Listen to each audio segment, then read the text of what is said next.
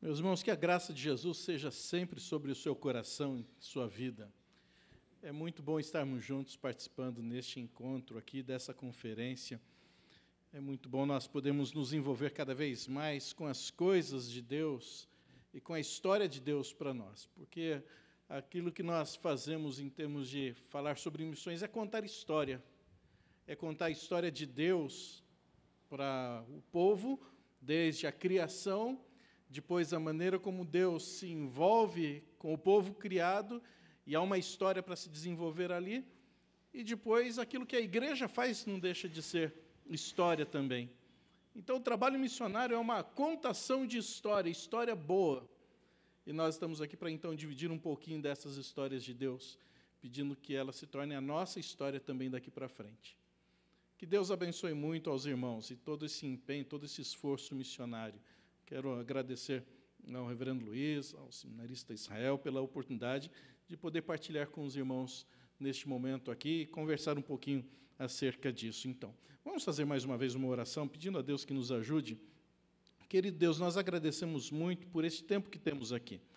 Nosso coração volta a se incendiar pela obra missionária, entendemos a responsabilidade que temos quanto a isso e queremos nos tornar instrumentos úteis nas tuas mãos, para que o reino de Jesus cresça, o teu nome seja conhecido e estejamos fazendo parte da tua história neste mundo. Em nome de Jesus. Amém. Quando eu pensava acerca dessa situação em que nós nos envolvemos, dessa história de Deus para nós nos empolgamos muito com os testemunhos que são contados do trabalho missionário, daquilo que, então, muita gente conta da obra missionária feita em tantos lugares diferentes, e a preocupação, de fato, precisa ser essa. Bem, eu também participo do trabalho missionário, eu me envolvo, não apenas quando penso em contribuir, em orar, estar na igreja, mas como é que é a minha vida, o meu envolvimento missionário?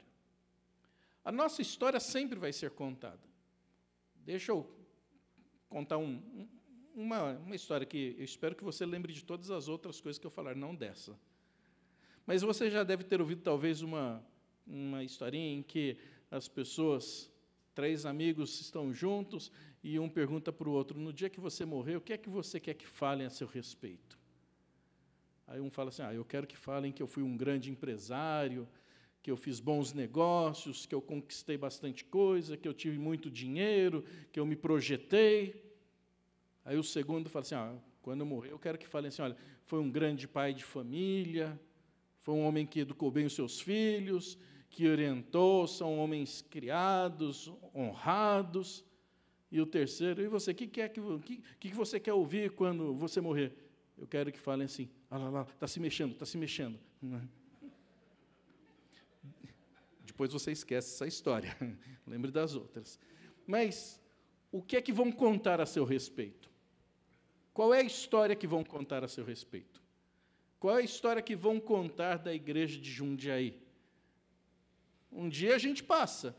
E o que é que vai ficar? Qual é a marca que vai ficar de todos nós?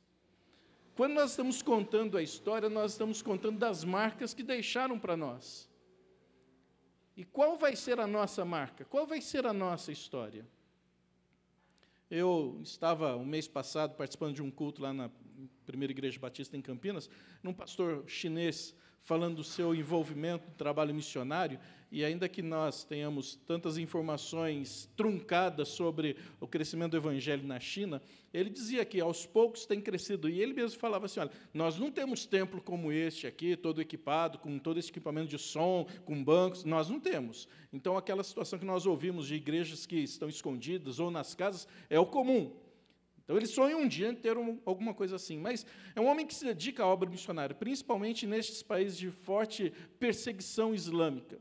E ele, então, contando que, numa conversa com 2 missionários afegãos, homens que se converteram do islamismo, se envolveram na obra missionária, e esses homens, então, diziam que, numa certa ocasião, se depararam com membros do Talibã.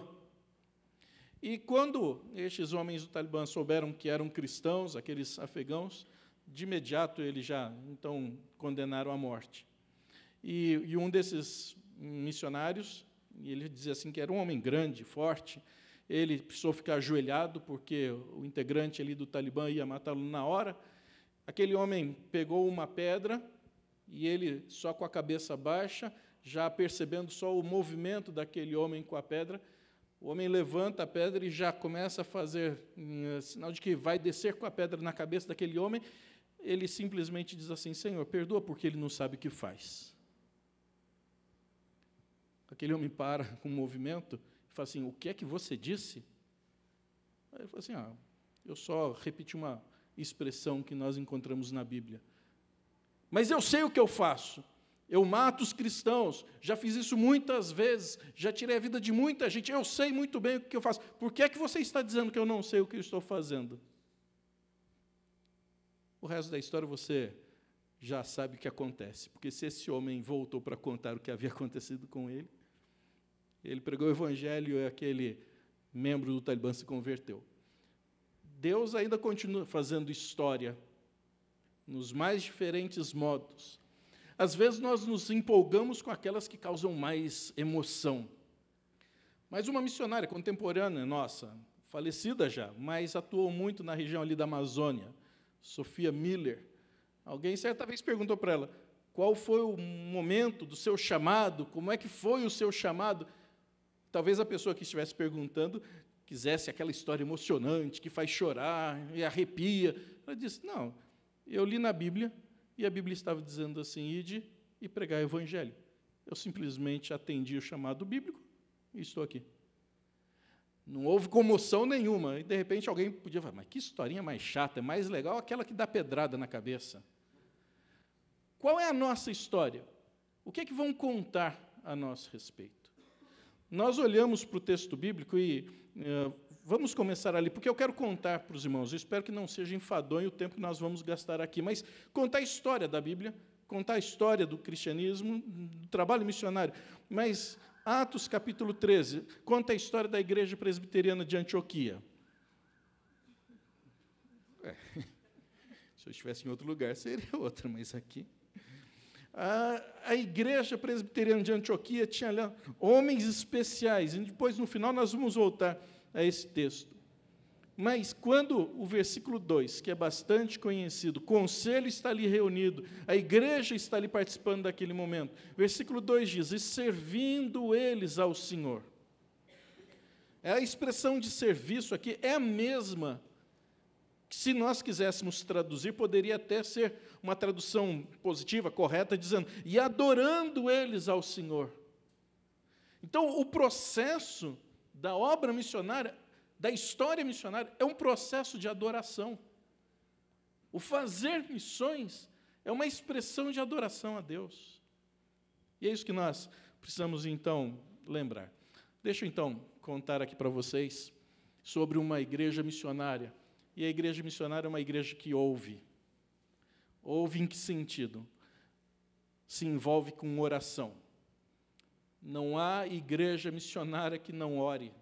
Não há igreja missionária que tenha os seus momentos de busca a Deus, de comunhão com Deus intensa com os irmãos em oração.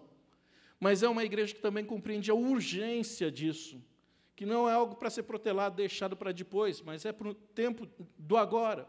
É uma igreja que valoriza e sustenta os seus obreiros. E é uma igreja que, então, envia. Por isso que é uma igreja que ouve. Isso é uma igreja missionária.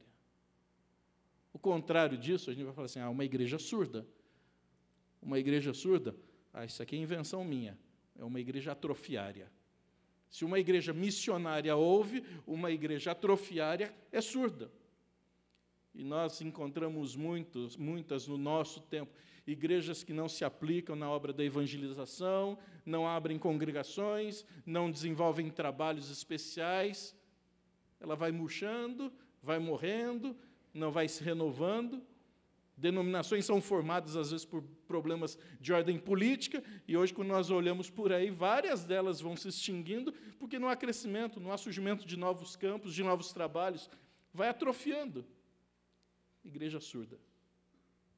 A nossa deve ser uma igreja que ouve, que tem essa preocupação de orar, de compreender a urgência, de valorizar, de sustentar, e também de enviar. Há um escritor, Bruce Kerr, que ele diz assim: a Bíblia é um livro sobre missões da primeira à última página. A linha argumentativa principal, que reúne tudo num bloco integrado, é o desdobramento e a execução graduada de um certo propósito missionário. É Deus fazendo missão, Deus agindo. Começa lá com Abraão, na hora em que conversa, que estabelece naquela conversa que o papel de Abraão seria o primeiro missionário a ampliar o conhecimento de Deus para a sua própria família.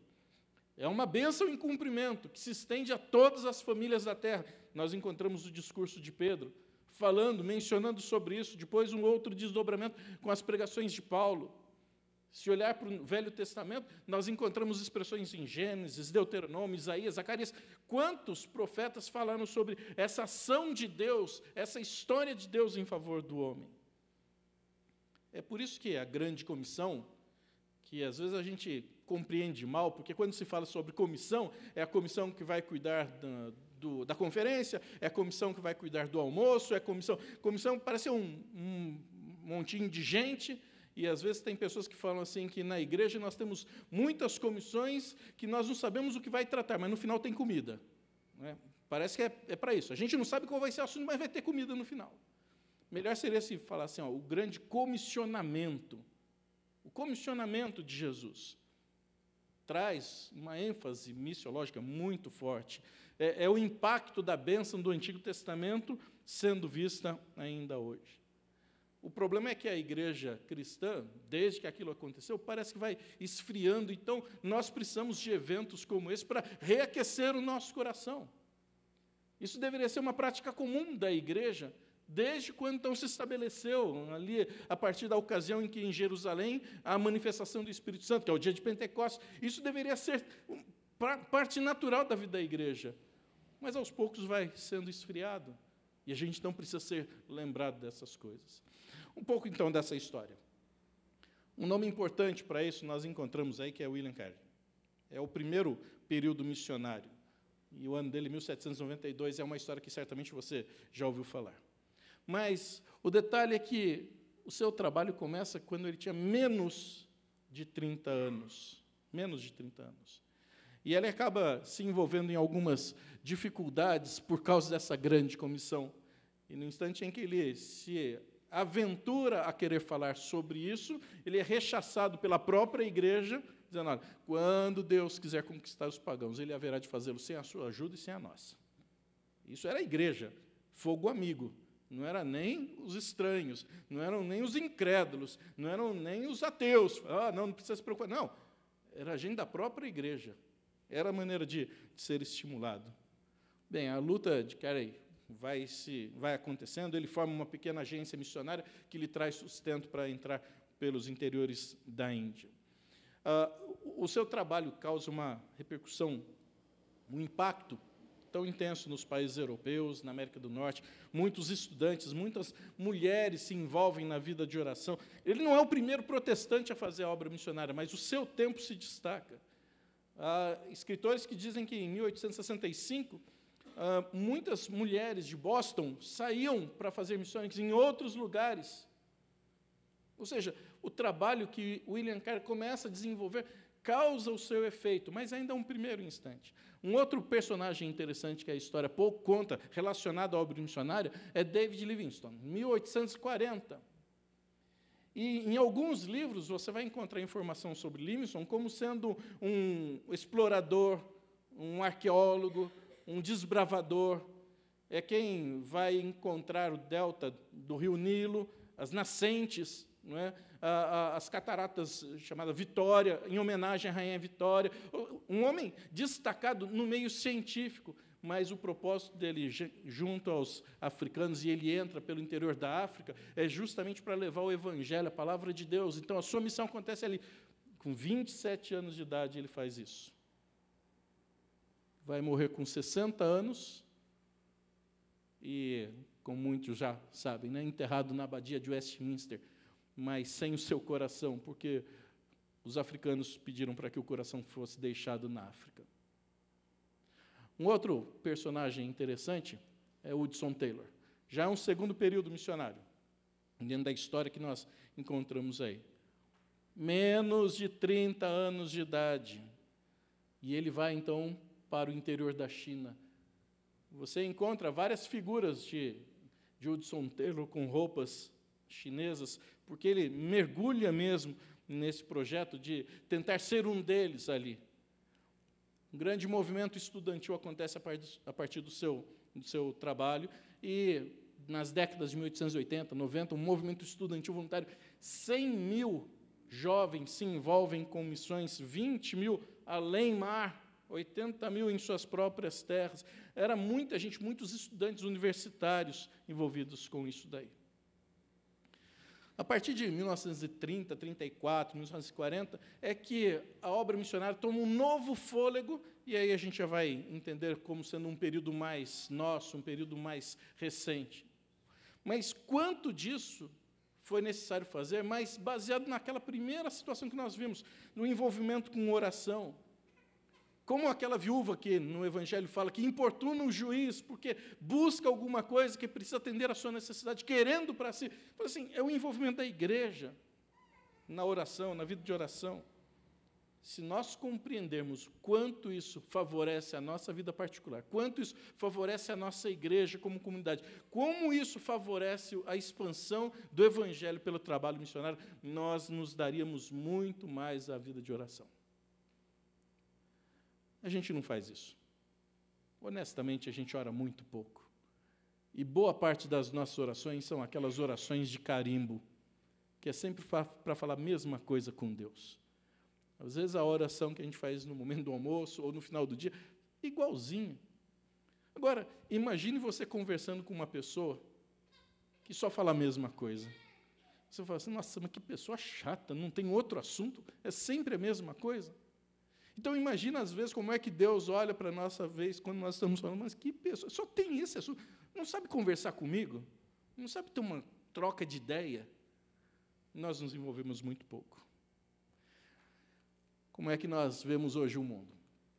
São mais de 7 bilhões de habitantes. E ali, uma informação de estatística. E estatística é interessante porque os números precisam ser lidos e eles vão falar alguma coisa. O negócio é que quem faz a leitura vai ler do jeito que quiser. Então, são, total de cidades no mundo, 36.722 cidades. 19 tem mais de 10 milhões de habitantes. 455 com mais de 1 milhão de habitantes. 1.054 com mais de 500 mil habitantes. 2.851 com mais de 150 mil pessoas. Quantos habitantes tem em Jundiaí? Somando todos os... Já está quase aqui fazendo 1.055. Mas ainda, 32.343 cidades são menores do que isso. Ou seja, a população no mundo está esparramada e não chega a 50% da população, como sendo chamada população urbana. Estão pelos cantos, às vezes distantes dos grandes centros. Gente que precisa ser alcançada também. Porque, às vezes, nos centros importantes, é fácil. Alguém tem problema de encontrar alguma igreja evangélica aqui em Jundiaí?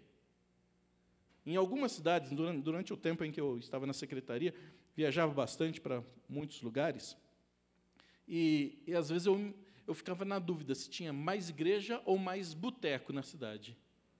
De tanto que era. Então, ninguém, hoje, no nosso tempo, vai poder chegar lá diante de Deus. Deus, eu não me converti porque não tive a oportunidade de entrar em nenhuma igreja. Porque porta de igreja é o que mais tem. Mas, às vezes, é apenas um inchaço, um inflacionamento do número de portas de igreja. Quantos, na verdade, podem dizer, olha, o Evangelho está sendo pregado com fidelidade, e nós precisamos chegar nestes lugares onde a palavra de Deus não é levada? É isso que é a nossa preocupação. Uma população urbana dessa forma. Após a Segunda Guerra Mundial, mais de 100 nações obtiveram liberdade política. Isso não quer dizer que tiveram também liberdade espiritual. E hoje, a informação oficial na ONU, nós temos 193 países Pode até ser que desde a Segunda Guerra até hoje, alguns países se juntaram, outros se dividiram, há uma modificação, mas é muita coisa, quase metade, num período, de certa forma, curto. O mundo está modificando-se, o mundo está em ebulição. E qual é a nossa história para esse mundo? E, às vezes, é uma história meio paralisada, surda, sem movimentação. Quando a gente lembra bem, antigamente eram só 2 blocos principais. Era chamado de, ou era de primeiro mundo ou de segundo mundo.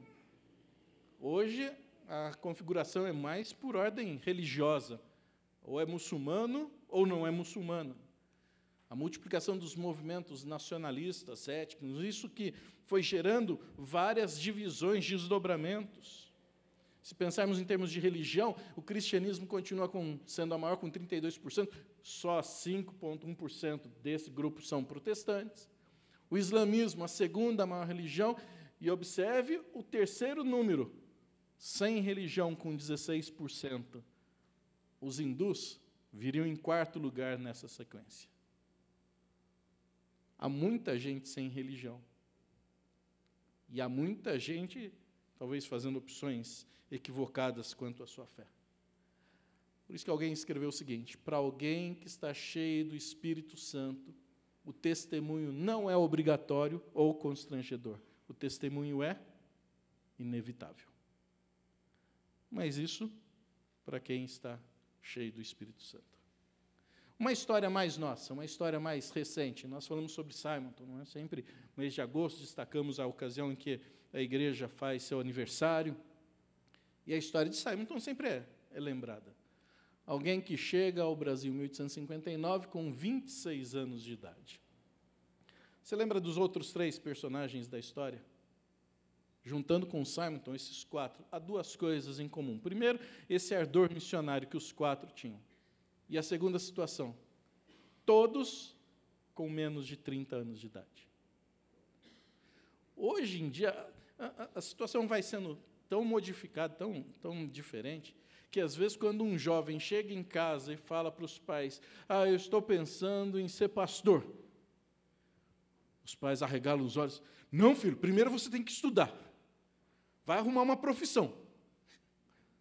Parece que depois, contra a família, alguém fala assim, não, eu vou para o ministério, eu vou me dedicar à obra. Quando fala isso para alguns, ao invés de ser um motivo de alegria, fala assim, olha, Deus está abençoando a nossa casa com alguém que vai cuidar da igreja, com o povo de Deus. É o contrário, fala assim, é um escândalo. Não, espera aí, filho, arruma primeiro uma outra faculdade, estuda bastante, depois você faz isso. Os que nós vimos aí, e tem histórias marcantes nessa questão, quando nós falamos sobre o trabalho missionário, todos com menos de 30 anos. Com 8 meses depois que ele chega, já está falando português e desenvolve o primeiro culto. Vê que Simonton não tem tempo para perder, não. Ele chega e já se envolve no trabalho. Em janeiro de 1862, ele funda a Igreja do Rio de Janeiro, tem a imprensa evangélica, em 1864, primeiro jornal evangélico, que acontece? O Presbitério do Rio de Janeiro, em 1865, organiza um seminário. Bem, todas essas histórias nós conhecemos bem. Alguém que tem uma forte influência para mudanças sociais. As opiniões de Simonton são ouvidas e afetam a questão do casamento civil, cemitério para protestante, o pluralismo religioso. As escolas começam até a ter uma nova formatação, mais moderna. Bem, morre aos 34 anos, em 1867.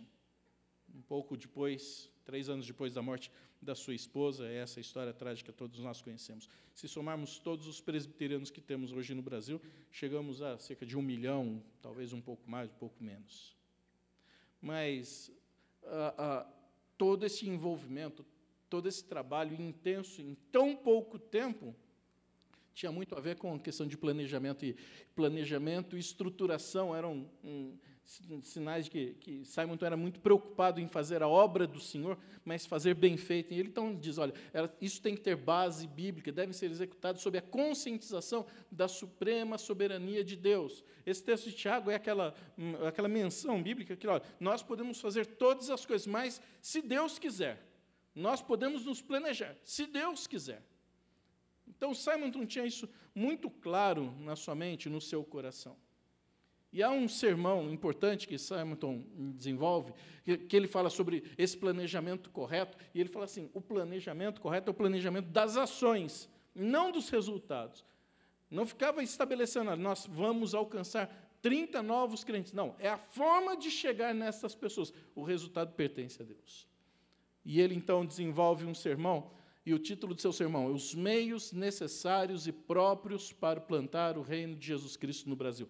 Em 1867, é o ano da sua morte. Esse sermão ele prega no seu presbitério, lá no Rio de Janeiro, e o propósito deste sermão era mostrar as maneiras pelas quais o Evangelho podia ser disseminado em nossa terra. Algumas coisas são interessantes, então, nós lembrarmos daquilo que o próprio Simonton falava. Primeiro, a força eficaz para realizar a conversão dos que ouvem vem do Espírito de Deus. Quando se trata de regeneração da alma, Deus é tudo e o homem é nada. Então, ele se organiza, mas tem plena consciência de que o resultado disso pertence ao Senhor. Uma outra expressão de Simonton, o resultado do emprego destes meios, como também as forças, dependem de Deus. Nós vamos fazer, nós vamos nos envolver, mas o resultado disso pertence ao Senhor. Então, ele compreende, não sou eu que causo a regeneração da alma, é Deus que faz. A ênfase da sua pregação, a sua aplicação, as formas, as ações são nossas, mas a graça do resultado pertence ao Senhor. Então, extremamente envolvido no trabalho, desenvolvendo o seu planejamento eclesiástico, mas em nenhum momento ele perde de vista que é a história de Deus, que é a obra de Deus, resultado de Deus. Então, às vezes nós ficamos observando, não é? A igreja apoia trabalhos missionários e certamente sempre aparece alguém e fala assim, mas e quantas igrejas ele já abriu? Quantas pessoas já foram convertidas pelo seu trabalho? E às vezes a resposta é bem michuruquinha, ainda a gente não ouviu nenhuma conversão, não tem nenhuma igreja. Então por que a gente está mandando dinheiro para essa pessoa? Então, a relação mandar dinheiro e ter pessoas convertidas, para a cabeça de muita gente, é uma relação direta. Se eu estou mandando dinheiro, automaticamente estou pagando a conversão de alguém. Quando, na verdade, nós estamos apoiando para que alguém continue lá, porque eu talvez não tenha capacidade, eu não tenha preparo, ou eu não tenha coragem. Mas eu continuo fazendo com que a obra de Deus se estenda em outros lugares. O resultado pertence a Ele. As ações, os métodos, nós podemos discutir aqui, mas isso pertence ao Senhor. Toda a sua exposição, ele defende o princípio da soberania divina. Nós não podemos perder isso de mente, porque o nosso envolvimento missionário, aqui ou fora daqui, é algo que faz parte dessa história de Deus para todos nós. Os princípios de Simonton para o plantio do Evangelho são 5, e de uma forma bastante clara. Isso naquele sermão que ele expõe para a igreja. De que maneira que nós, então, podemos fazer com que o Evangelho possa ser disseminado aqui no Brasil? 5 situações ele traz. Primeira delas, e isso envolve cada um de nós, por isso que não está distante daquilo que é o propósito dessa conferência. Eu faço missões, primeiro princípio diz ali, a vida santa de todo crente seria o meio mais eficaz. Na falta dessa pregação, os demais meios não hão de ser bem-sucedidos. Os crentes são o sal da terra. Se, de fato, a Igreja de Jesus fosse extremamente comprometida com uma vida santa e o seu testemunho, nós não precisaríamos fazer nenhum tipo de campanha especial de evangelização. Porque só o observar o comportamento dos filhos de Deus, o comportamento exemplar, as pessoas ficariam impressionadas com isso. Não é assim que acontece lá em Jerusalém, quando descreve o comportamento, a vida do povo de Deus, como é que eles viviam, como é que partilhavam seus bens, estavam de casa em casa, oravam juntos, e no final daquele parágrafo diz assim, enquanto isso, acrescentava o Senhor os que iam sendo salvos.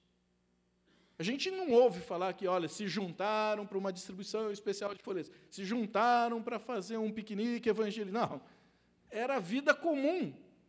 E os outros ficavam impressionados com aquilo. Isso é um processo social que, em ocasiões em que algum time de futebol se destaca, muitas crianças resolvem torcer para aquele time, porque é o time que mais se fala, mais se fala, mais se fala. Então, vários deles... Teve uma época que o meu filho era pequenininho, ele chegou para mim e foi um período meio raro, né? São Paulo ganhou, acho que 2 campeonatos, né? Aí ele falou assim, pai, eu posso ser São Paulino? Ele era pequenininho, tadinho, não entendia dessas coisas, né? Aí, posso ser São Paulino? Eu fiquei pensando, eu vou ficar interferindo nisso? Não, tá bom, filho. Por dentro estava me mordendo, né? Tá bom, filho, pode ser. No dia seguinte, não, pai, eu vou continuar sendo corintiano. Aí sim, né? Então, mas esse é um processo social. Quanto mais se fala de alguma coisa, mais as pessoas querem saber. Se há alguma maneira de alguma coisa não vingar, basta não falar sobre isso. Basta não comentar sobre isso. Que aí vai murchando sozinho. Aquelas pessoas viviam umas com as outras, era intenso isso. E isso era contado. Falei assim, olha, aquele povo lá, eu quero saber o que está acontecendo. E aí Deus ia acrescentando os que iam sendo salvos. Processo de uma vida santa. Nós podemos fazer isso voltar. A gente já teve vários eventos grandes aqui no Brasil, de grandes nomes, de grandes pregadores. Pergunte aí para os convertidos que você conhece, fala assim, em qual desses grandes eventos você se converteu? Talvez você encontre um ou outro. Graças a Deus, não é que aparecem um ou outro. Mas veja na igreja os convertidos e pergunte, como é que você chegou aqui na igreja? Porque um amigo meu, que era daqui da igreja, me trouxe. Porque tal pessoa falou de Jesus para mim. Gente sem nome, né? Vários anônimos, pessoas comuns.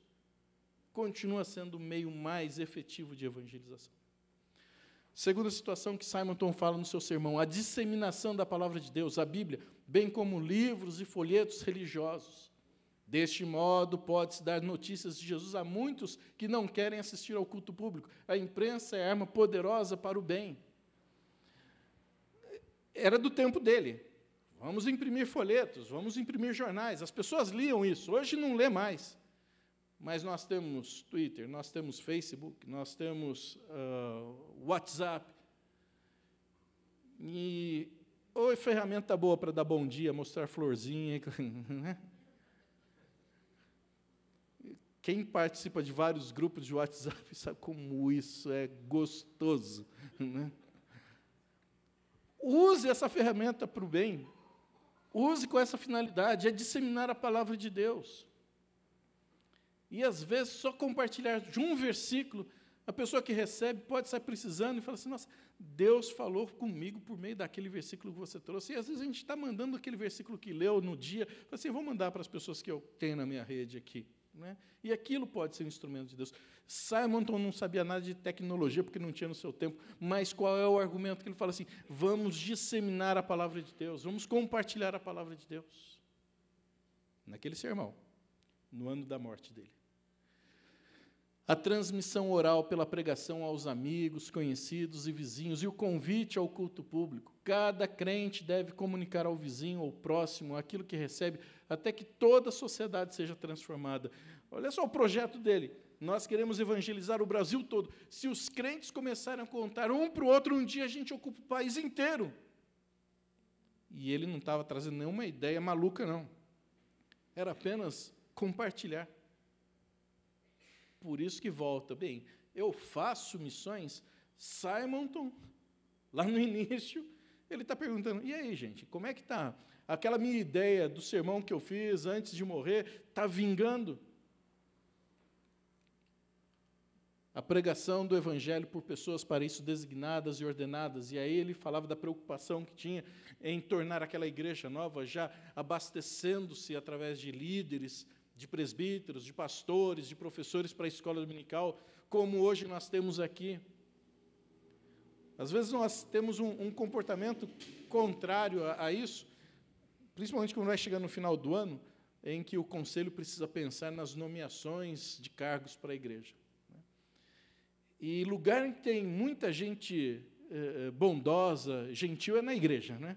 Porque quando chega lá um líder, o presbítero, o pastor, fala assim, meu irmão, nós estamos pensando em colocar você para cuidar dessa sala da escola. Ah, pastor, pode escolher outra pessoa, eu já estou há tantos anos servindo aqui, né? Todo mundo oferece a vaga, né? Todo mundo oferece o lugar, né? Na igreja funciona assim.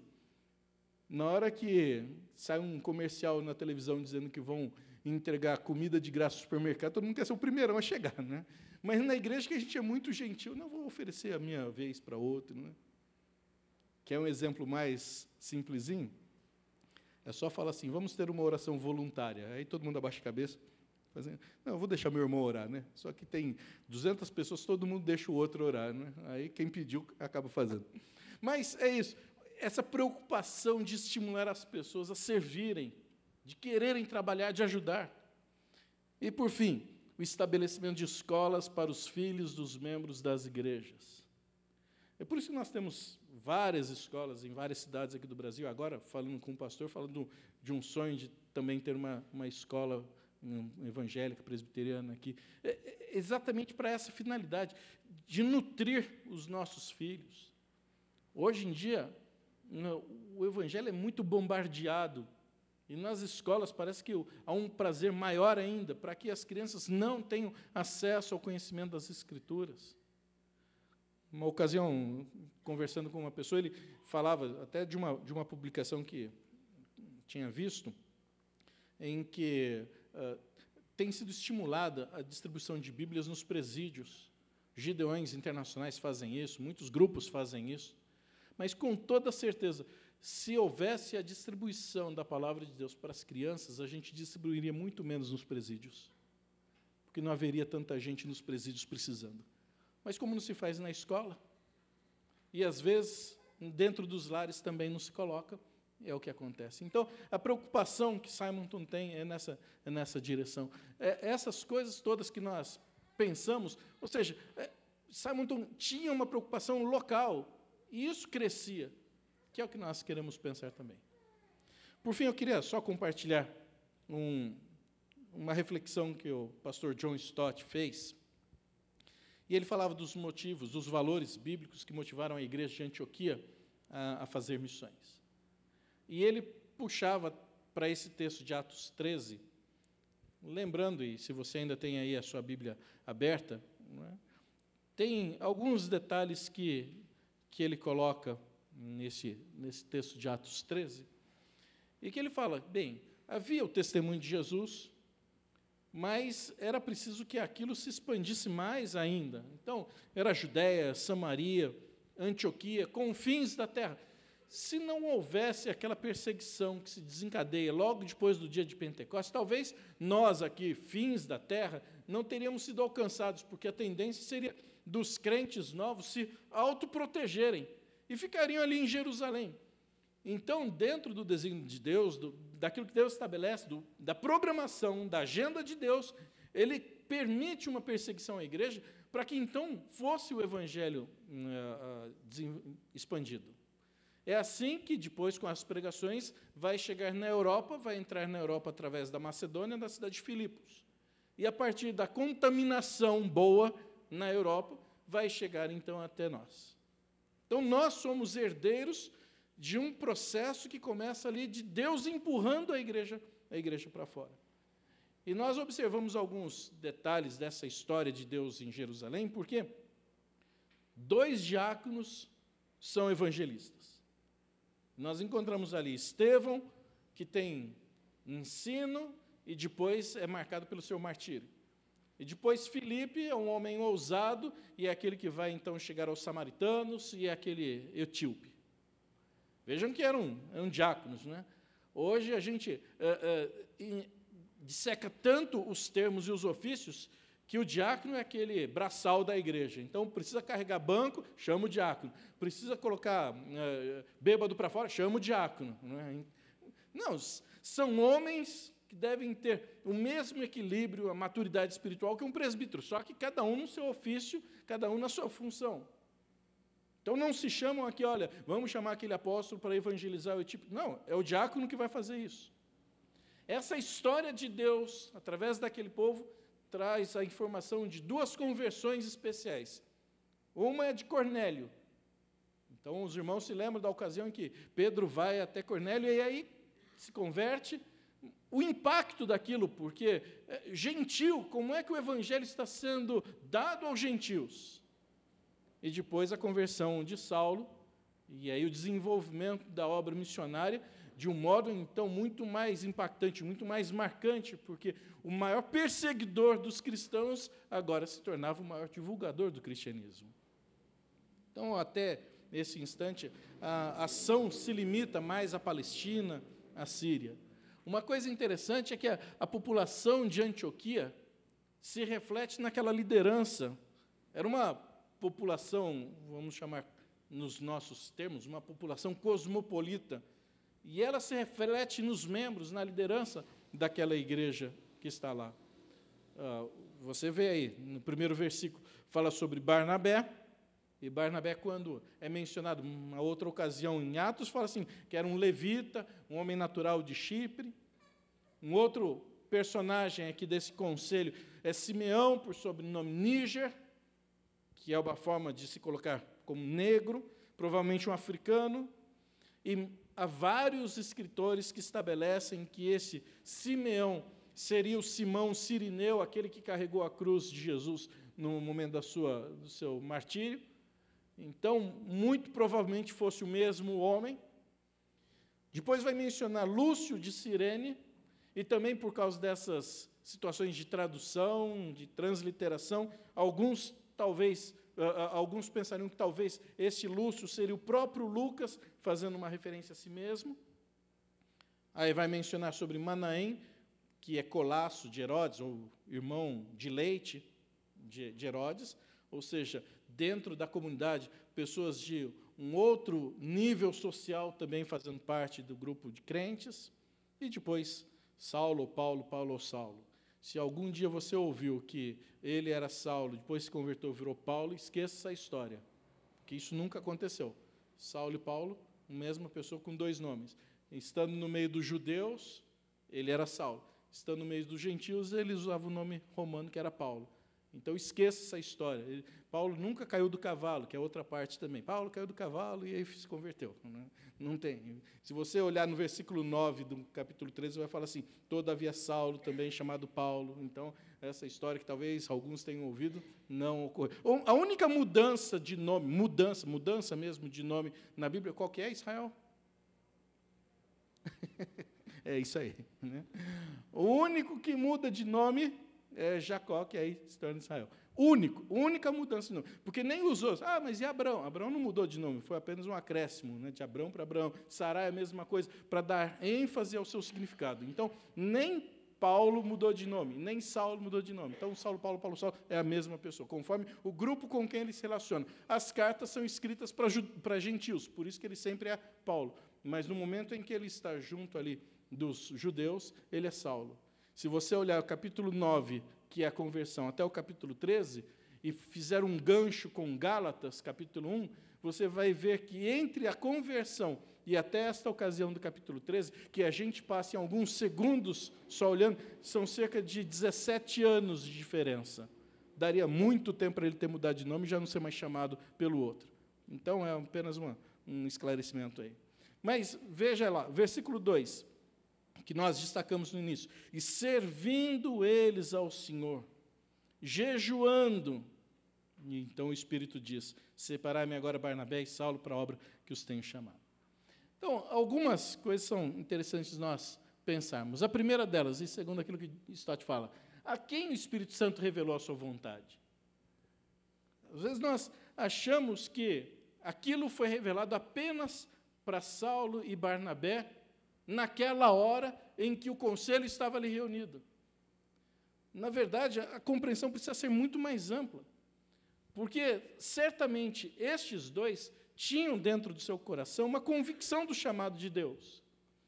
Provavelmente, durante algum tempo, eles estavam amadurecendo este sentimento, buscando confirmação de Deus quanto àquilo que eles queriam fazer. Talvez não soubessem como, mas dentro de seus corações já estava ali sendo mostrado por Deus o que ele deveria ser. Agora, neste instante, é revelado para a igreja E a igreja, então, partilha com eles desse desejo, dessa vocação. Então, não é apenas, quando nós olhamos aqui, não é apenas com relação a Barnabé e Saulo, e aquele momento se torna um momento mágico, instantâneo, fala assim, ó, eu quero esse e esse. E os dois são pegos de opa, nem estava pensando nisso. Provavelmente, os dois já estavam ali conversando entre si, pensando, e se Deus nos desse a oportunidade de servir de uma forma especial? E esse instante aqui, a igreja se manifesta, a igreja está buscando a Deus, a igreja está orando, a igreja está jejuando. E aí Deus se manifesta à igreja e destaca aqueles dois. Então, o que nós fazemos aqui é, como igreja, como povo de Deus, buscar o Senhor. Por isso a necessidade da oração, de nos envolvermos no jejum, na comunhão plena com Deus. Que enquanto isso, Ele vai estar colocando no coração de um ou de outro um desejo mais ardente de se aproximar, de se envolver mais na obra. Uma outra situação, uma outra pergunta que ele faz: qual o conteúdo da revelação do Espírito Santo à igreja em Antioquia? E é muito possível nós pensarmos que aquilo que se diz aqui é tão semelhante ao chamado próprio Abraão. E qual foi a ordem ou a revelação de Deus a Abraão? Vai para a terra que eu te mostrarei. Deu o nome do país? Deu o nome da cidade? Deu qual era a BR que ele tinha que seguir? Não. Simplesmente deu para Abraão uma oportunidade de um grande passo de fé. E é isso que nós podemos encontrar aqui. Tanto no caso de Abraão, quanto de Paulo e Barnabé. Fala assim, era claro o chamado, mas não estava sendo estabelecido para onde. E a gente pode, então, pensar bem, é apenas uma questão de obediência. Obedeça a Deus.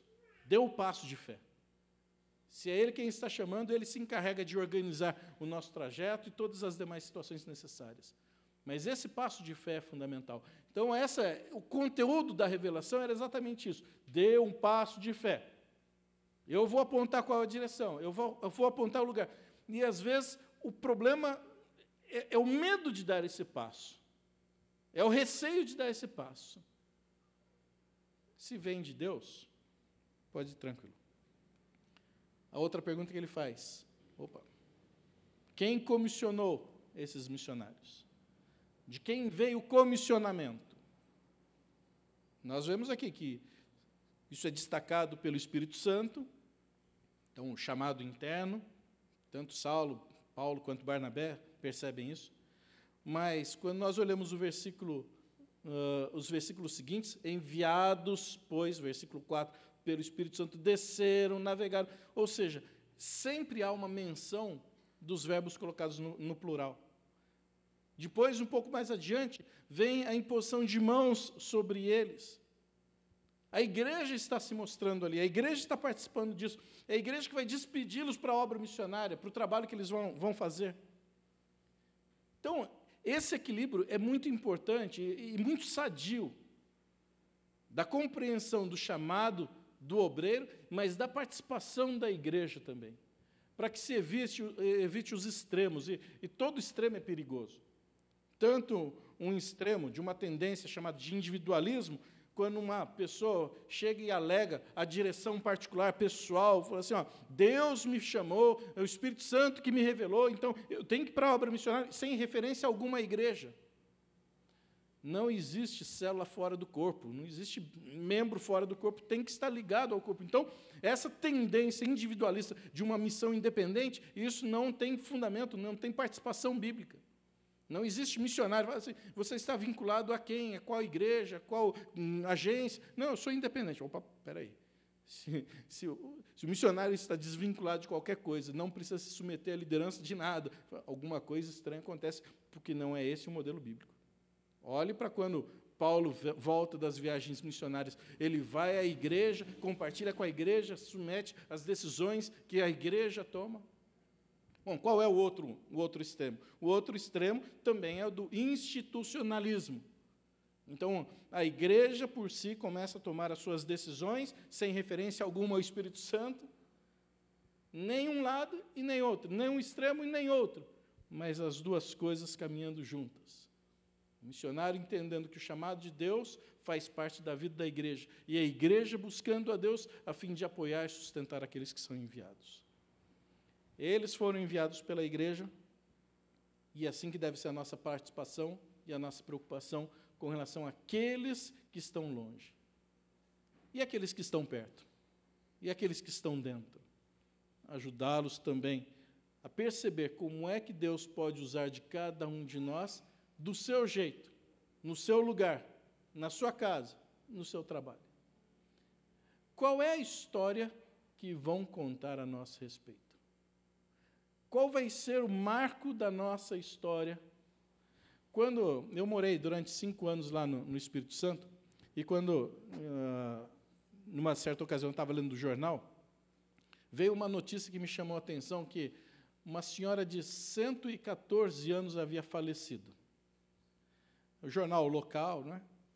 E dizia lá o nome, fulana de tal, 114 anos, flamenguista. Era uma notinha. Não quero falar sobre futebol, né? Mas eu falo assim, com 114 anos, a única coisa para se destacar no jornal era o time que ela torcia? Com tantos anos de história, aquilo que vai se destacar da pessoa era o time que ela torcia. Nós vimos a história de 4 aqui que não tiveram nem 30 anos para começar o ministério. Alguns morreram cedo, dentro do nosso biotipo hoje, foi assim, nossa, morreu novo, 60 anos para morrer. O que é que se marca desta história?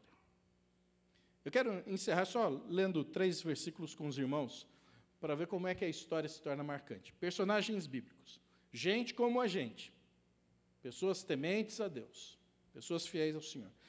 Vamos abrir em primeiro livro dos Reis, capítulo 18. Primeiro livro dos Reis, capítulo 18, versículo 17. Vamos testar aquela história do voluntário, né? Uma pessoa voluntária, por favor, leia o texto. Vamos ver quanto tempo a gente demora para... 1 Reis 18, versículo 17. O que é que diz?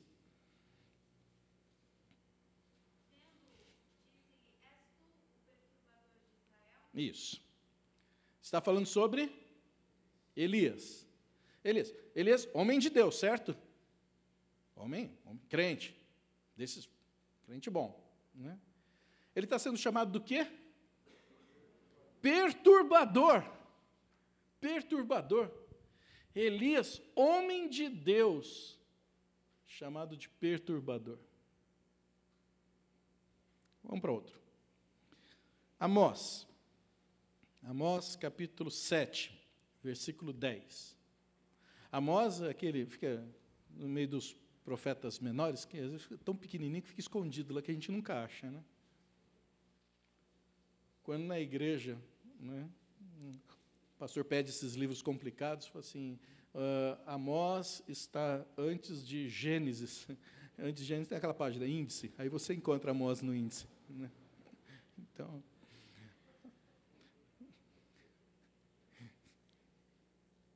pode ficar tranquilo, irmão, se você não achar, porque tem gente que fica mexendo na página, mexe, e fica olhando a Bíblia do outro lado lá. Amós, capítulo 7, versículo 10. Quem achou, por favor, leia para nós.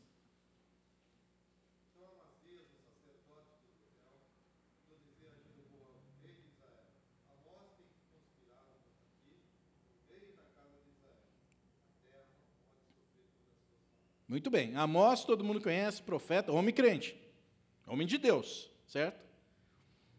Amazias era o homem do templo, religioso. Chega para Jeroboão, o rei, e fala assim, Jeroboão, é o seguinte, se tudo aquilo que o Amós falar acontecer, a gente está perdido. Isso é conspiração. Amós foi chamado de conspirador. Conspirador. Elias era o quê? Perturbador. Amós, conspirador. Vamos mais um, o último. Atos, capítulo 17. Atos ficou fácil, né? Atos ficou tranquilo. Às vezes a gente fica cantando aquela musiquinha que aprendeu na escola dominical, né? Mateus, Marcos. Só que aí alguém já leu o texto, a gente não terminou a musiquinha e não encontra no texto. Atos 17, versículo 6.